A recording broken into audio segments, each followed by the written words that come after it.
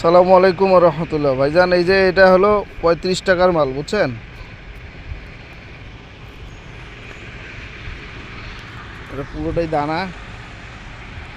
আপনি এই দেখেন পুরো পাথরের বালুর দাম আর কি। আমার সরাসরি ওখান থেকে ভিডিও করে দেখাচ্ছি। মালটা এরকম আসবে।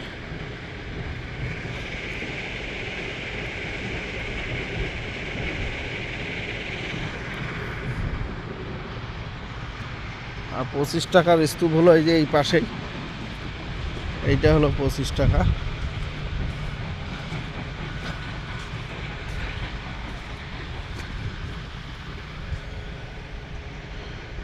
এইটা হলো 25 টাকা। এই যে মালগুলো দেখতেছেন এগুলো